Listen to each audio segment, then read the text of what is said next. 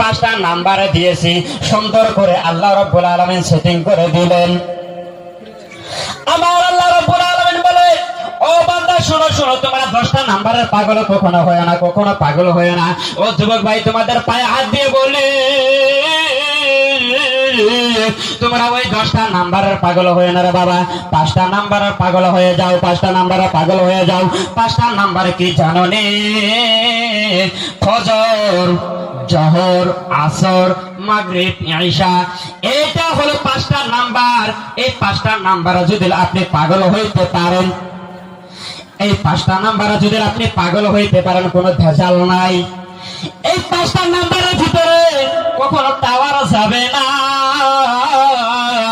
কখনো পয়সা ফুরাইবে না, কখনো সুইচ অফ হবে না, কখনো চার্জ করা লাগবে না,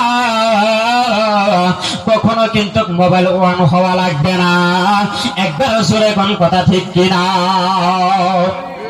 ও প্যারে মুসলমান, ওই 10টা নাম্বারের পাগল হয়ে বললাম, হ্যালো হ্যালো, আমার জীবন তো ধ্বংস হয়ে গেল।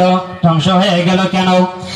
আমি যখন ওই 10টা নাম্বারে পাগল হয়ে যাই, পাগল হয়ে যাওয়ার পরে যখন নাকি একটা মেয়ে আমাকে ফোন দেয়, যখন নাকি আমি ভাত খাবার বসি, ওই খানার সামনে থুয়া যখন নাকি দেখি মোবাইলের ভিতরে মেসেজ এসে পড়েছে, ওই ভাতের থালে থুয়া আমি 10টা নাম্বারের পাশে দৌড় দিলাম। বাবারে, একবার তুমি কি ভাবছো ওই 10টা নাম্বার তোমাকে জাহান্নামের পথে নিয়ে যাইতে আছে? ওই 10টা নাম্বার তোমাকে ধ্বংসের পথে নিয়ে যাইতে আছে। ও প্রিয় মুসলমান, তুমি কি একবার কি চিন্তা করে দেখছো? চিন্তা করে দেখছো যখন নাকি মোবাইলে মেসেজ এসে যায়, যখন মেসেজ নিয়ে দৌড়াদৌড়ি করতেছে, মা বলে, ও সন্তান, ভাত কেন তুই থয়ে গেলি? ভাত কেন তুই থয়ে গেলি?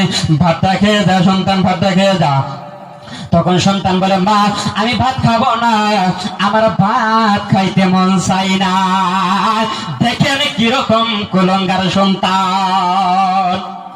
মা আমার ভাত খাইতে মন যায় না, কেমন করে মন যাইব? ওই যে বিষের তেলবের যে মেসেজ দিয়েছে, একবারে শিক্ষা দিয়ে কোন কথা ঠিক কিনা?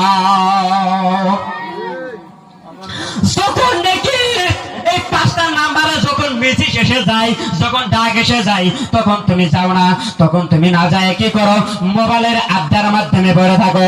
এবার আজান হইতাছে, তুমি মোবাইলের মাধ্যমে জ্ঞান শুরু করে দিয়েছো, মোবাইলের মাধ্যমে খারাপ ভিডিও শুরু করে দিয়েছো। কেন কেন? তোমার কি মরণের কথা মনে পড়ে না?